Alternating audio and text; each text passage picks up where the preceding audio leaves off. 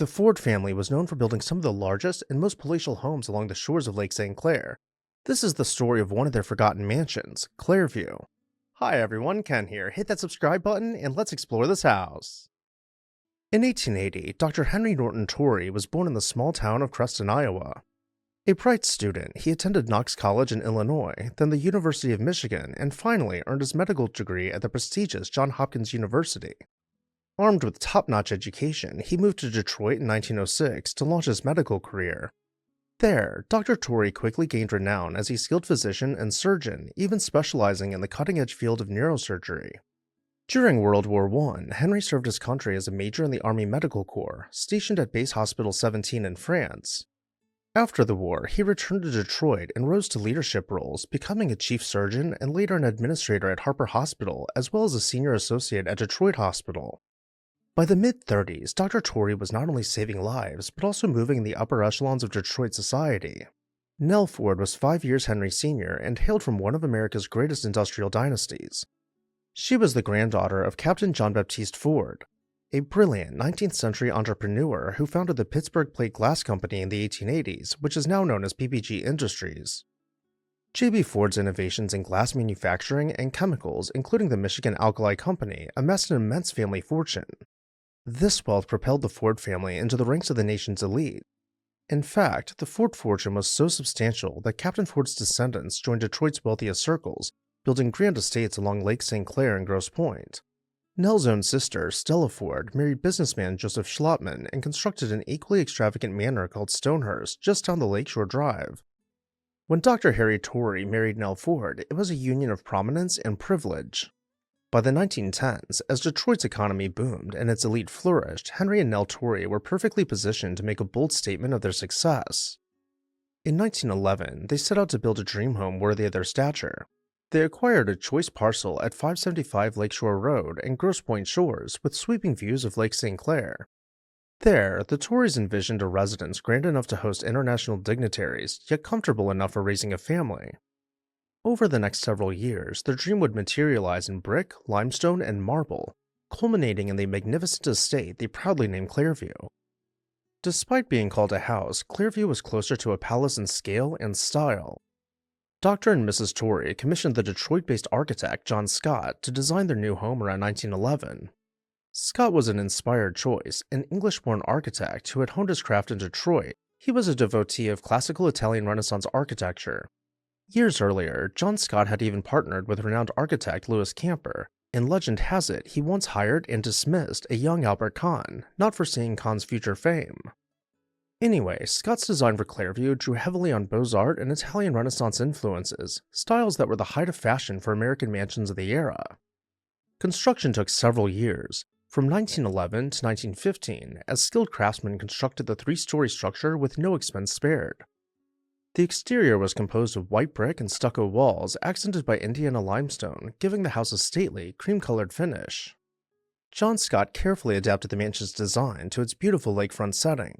Along the rear facade, he installed a series of tall French doors opening onto terraces, so that nearly every principal room on the ground floor had a vista of Lake St. Clair.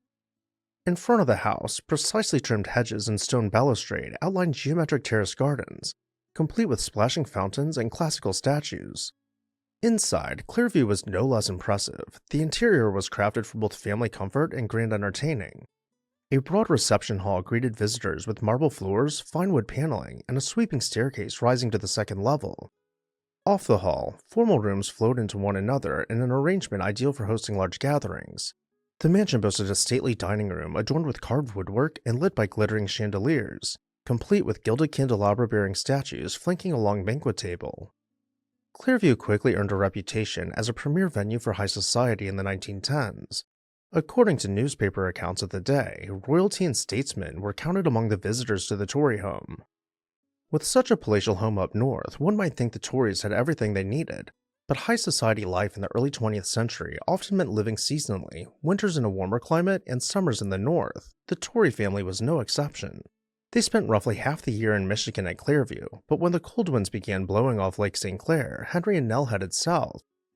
Around the 1910s, they purchased a sprawling winter estate known as Greenwich Place on the outskirts of Savannah, Georgia.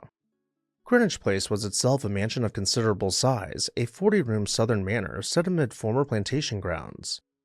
Every fall, the Torreys would decamp for Grosse Pointe to Savannah, bringing along 18 household servants to ensure their comfort in the winter months.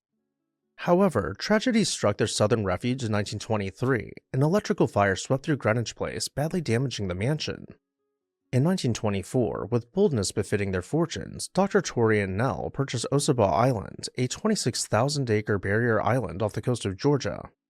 This private island, the third largest off Georgia's coast, became the site of their new winter estate.